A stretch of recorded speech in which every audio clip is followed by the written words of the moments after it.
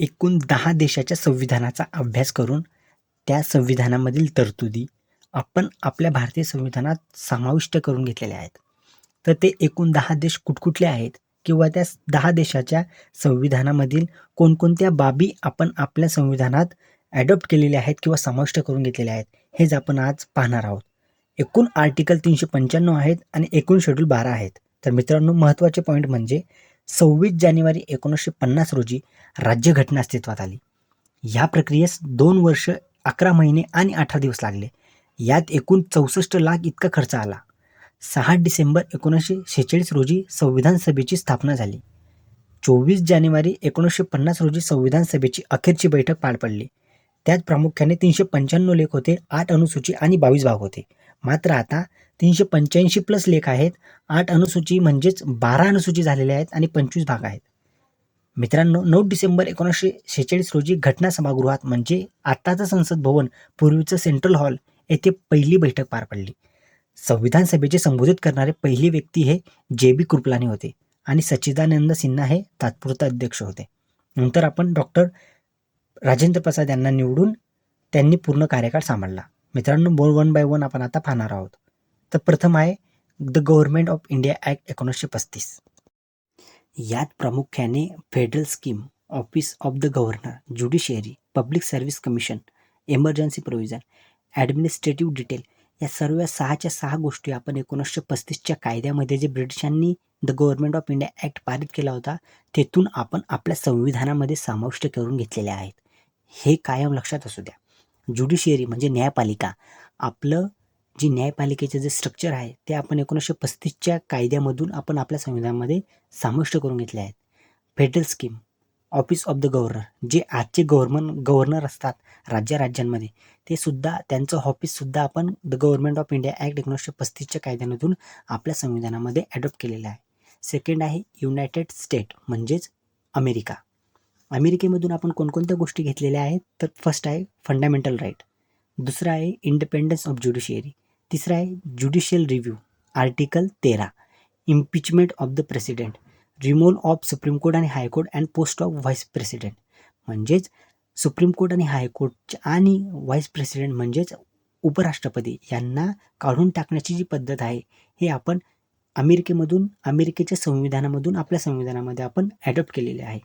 तसंच judicial review, article 13 हे अत्यंत महत्त्वाचं आणि प्रामुख्याने खूप महत्त्वाचं प्रोव्हिजन आपण अमेरिकेमधून घेतलेलं आहे. यात न्यायपालिकेला हक्क असतो की त्यांनी कोणता कायदा संविधानाच्या बेसिक स्ट्रक्चरला व्हायलेट करत नाही, हे पडताळून पाहण्याचा अधिकार न्यायपालिकेला असतं.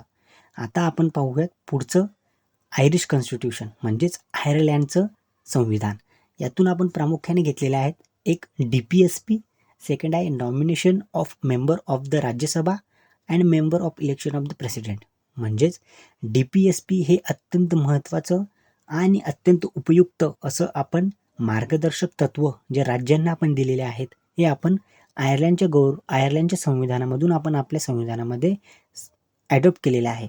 मित्रांनो, यात प्रामुख्याने वेलफेअर स्टेट म्हणजेच कल्याणकारी राज्य जर बनवायचं असेल, तर यात जे प्रोव्हिजन दिलेले आहेत ते आर्टिकल 36 पासून तर आर्टिकल 51 पर्यंत जे आहेत DPSP, त्याचा उपयोग करून आपण अनेक कायदे आपण बनवू शकतो आणि त्या कायद्याने आपण आपल्या स्टेटला कल्याणकारी बनवण्यासाठी त्याचा उपयोग आपण करू शकतो. दुसरं आहे nomination of the member of the Rajya Sabha. राज्यसभामध्ये जे नॉमिनेट केले जातात मेंबर, जे 12 मेंबर नॉमिनेट केले जातात, ते सुद्धा आपण आयर्लंडच्या संविधानामधून आपल्या संविधानामध्ये ॲडॉप्ट केलेलं आहे, म्हणजेच समाविष्ट केलेलं आहे. मित्रांनो, पुढचं आहे UK मधून आपण कोणत्या गोष्टी आपल्या संविधानामध्ये समाविष्ट करून घेतल्या आहेत ते आता आपण पाहणार आहोत. तर पहिला आहे पार्लमेंटरी सिस्टम म्हणजेच संसदीय प्रणाली. ही आपण UK मधून आपण घेतलेली आहे. Legislative procedure, single citizen, cabinet system, जे आत्ताचे जे मंत्री असतात, जे कॅबिनेट सिस्टीममध्ये काम करतात, ते सुद्धा आपण युनायटेड किंगडममधून घेतलेलं आहे. सिंगल सिटिझन म्हणजेच कर्नाटक, महाराष्ट्र, जम्मू काश्मीर, केरला यामधील कोणताही सिटिझन हा भारतीयच असेल, त्याला त्याच्या राज्याच्या सिटिझनमध्ये गणलं जाणार नाही. एकल नागरिकत्व हे आपण UK मधून घेतलेलं आहे. आणि पार्लमेंटरी प्रिव्हिलेजेस म्हणजे जे MP असतात, जे MLA असतात, जे विधायक असतात किंवा जे खासदार असतात, त्यांना जे प्रिव्हिलेजेस मिळतात, त्यांना जे महत्त्वाचे त्यांना जे विशेष अधिकार मिळतात, ते सुद्धा आपण युनायटेड किंगडममधून घेतलेलं आहे. बायकॅमेरलिझम म्हणजेच द्विशासन प्रणाली, म्हणजेच राज्यामध्ये वेगळं शासन आणि सेंट्रलमध्ये वेगळं शासन, हे सुद्धा आपण युनायटेड किंगडममधून घेतलेलं आहे. मित्रांनो, UKमधून आपण भरपूर प्रोव्हिजन घेतलेले आहेत. त्या जशाच्या तशा आपण आपल्या संविधानामध्ये ॲडॉप्ट न करता त्यात आपण अत्यंत महत्त्वाचा बदल करून आपण ते आपल्या संविधानामध्ये समाविष्ट केलेले आहेत. नंतर आहे ऑस्ट्रेलिया. तर ऑस्ट्रेलियामधून आपण कोणत्या गोष्टी घेतलेल्या आहेत त्या आता आपण पाहणार आहोत. Concurrent list, freedom of trade, commerce and intercourse, joint sitting of the 2 houses, हे सगळं चारी प्रोव्हिजन आपण ऑस्ट्रेलियाच्या संविधानामधून आपल्या संविधानात घेतलेले आहेत. कॉन्करंट लिस्ट म्हणजे अशी लिस्ट की त्यात प्रामुख्याने राज्य आणि केंद्र हे दोघंही कायदे करू शकतात. केंद्राची सूची वेगळी असते, राज्याची सूची वेगळी असते. केंद्राच्या सूचीमध्ये फक्त केंद्रच आपले कायदे बनवू शकते आणि राज्याच्या सूचीमध्ये राज्यच फक्त कायदे बनवू शकते. मात्र या दोघांना एक तिसरं मिळून जी कॉन्करंट लिस्ट असते, त्या कॉन्करंट लिस्टमध्ये हे दोघंही कायदे बनवू शकतं. हे आपण ऑस्ट्रेलियाच्या संविधानामधून घेतलेलं आहे. प्रामुख्याने joint sitting of the 2 houses म्हणजे 2 हाऊस म्हणजेच राज्यसभा आणि लोकसभा दोघांनाही एकत्र आणण्याचं काम हे प्रेसिडेंट आर्टिकल 108 नुसार करत असते. मित्रांनो, जॉईंट सिटिंग म्हणजेच एकत्र दोघांनाही राज्यसभा आणि लोकसभा या दोघांनाही एकत्र आणण्याचं काम हे joint sitting of the 2 houses इथून होत असते. हे प्रोव्हिजन आपण ऑस्ट्रेलियाच्या कॉन्स्टिट्यूशनमधून घेतलेलं आहे. मित्रांनो, हे सर्व आपल्याला समजलं असेल. आता आपण पाहूयात कॅनडा. कॅनडाच्या कॉन्स्टिट्यूशनमधून किंवा संविधानामधून आपण कोणकोणत्या गोष्टी घेतलेल्या आहेत हे आपण फेडरेशन विथ स्ट्रॉंग सेंटर म्हणजेच स्ट्रॉंग केंद्र शासन पाहिजे, हे आपण कॅनेडियन संविधानामधून आपल्या संविधानामध्ये घेतलेलं आहे. Wasting of the residual power in the centre, appointment of the state governor by the centre, म्हणजेच केंद्र हे गव्हर्नरला अपॉइंट करू शकतं. हे आपण कॅनडाच्या संविधानामधून आपल्या संविधानामध्ये घेतलेलं असतं.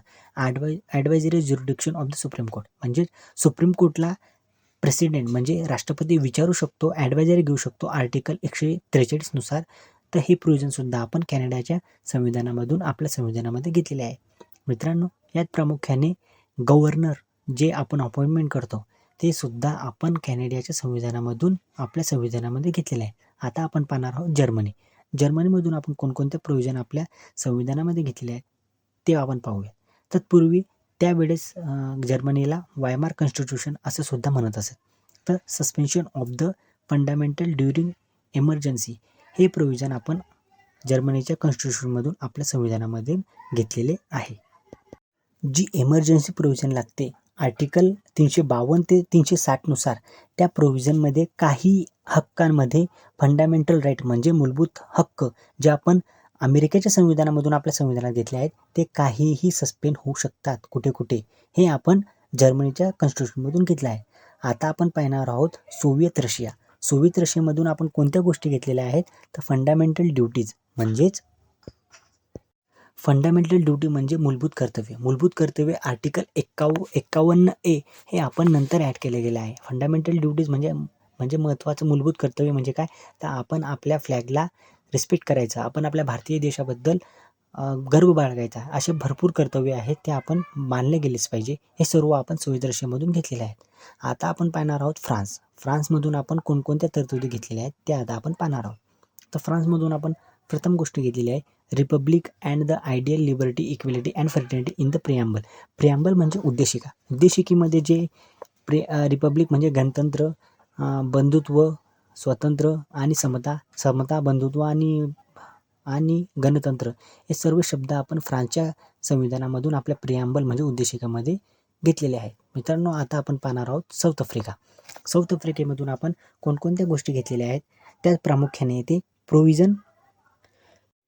Procedure of amendment of the constitution and election of the members of Rajya Sabha, म्हणजेच अमेंडमेंट जे आपण करतो, जे आपण आपल्या लॉमध्ये अमेंडमेंट करतो किंवा जे बदल करतो आर्टिकल 368 नुसार, ते आपण साऊथ आफ्रिकेच्या संविधानामधून आपल्या संविधानामध्ये आपण ॲडॉप्ट केलेले आहे.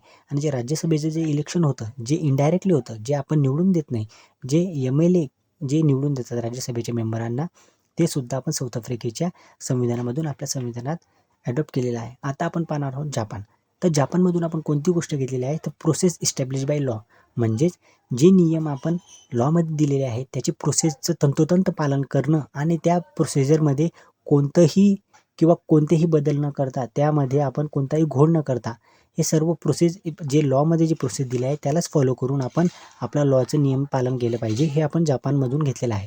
मित्रांनो, अत्यंत महत्त्वाचं आणि उपयुक्त असं 10 मिनिटाचं हे लेक्चर होतं. यात प्रामुख्याने आपल्याला सर्व गोष्टी समजल्या असतीलच. जर आपल्याला हे लेक्चर आवडलं असेल तर कृपया शेअर करा. अत्यंत उपयुक्त असं लेक्चर.